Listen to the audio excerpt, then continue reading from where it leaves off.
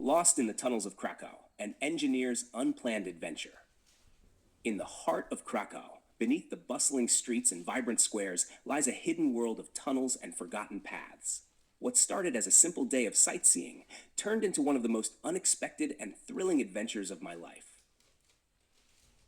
Hi, I'm Sophia, a 29-year-old software engineer from London. I've always been curious by nature, which I suppose is part of the reason I chose engineering. But this story isn't about coding or tech.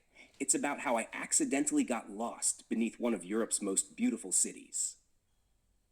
I had flown to Krakow for a work trip, but managed to extend my stay by a few days to explore.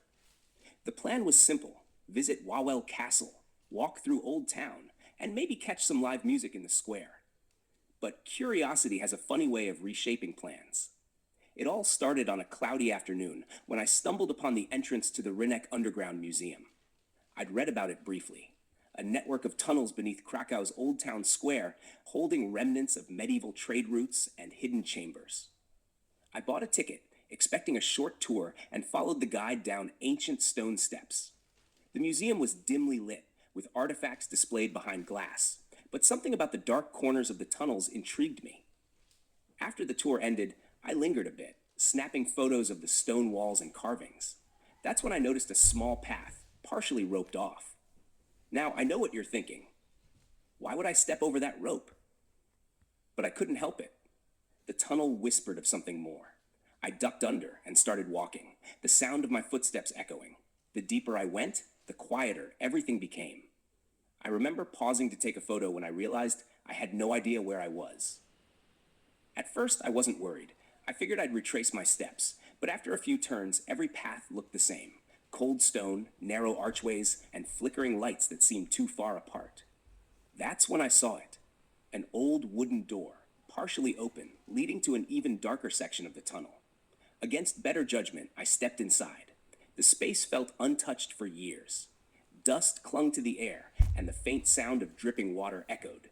As I walked further, I spotted markings on the wall, ancient symbols etched deep into the stone. I traced them with my fingertips, wondering if they meant something important, or if I was imagining their significance. But the real surprise came when I found a map. Crumpled and old, it lay near the base of a broken crate.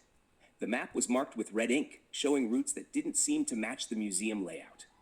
Was this part of an older section? A forgotten path beneath the city?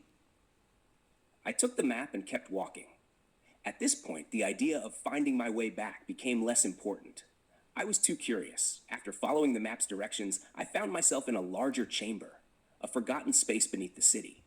It felt almost sacred, with stone pillars stretching toward the ceiling and faint carvings along the edges. For a moment, I stood there in silence, listening to the stillness. Suddenly, I heard footsteps. They weren't mine. I turned quickly, but saw no one. The tunnel played tricks on the senses, or maybe someone else had wandered in. Eventually, I found a staircase, moss-covered and crumbling. It led me up step by step until I emerged, not in Old Town, but in a quiet forested area outside the city. Sunlight filtered through the trees, and I could hear birds chirping. I laughed. I had entered through a museum and exited somewhere miles away. Later that evening, I sat at a cafe in Old Town, sipping coffee and staring at the map I had taken.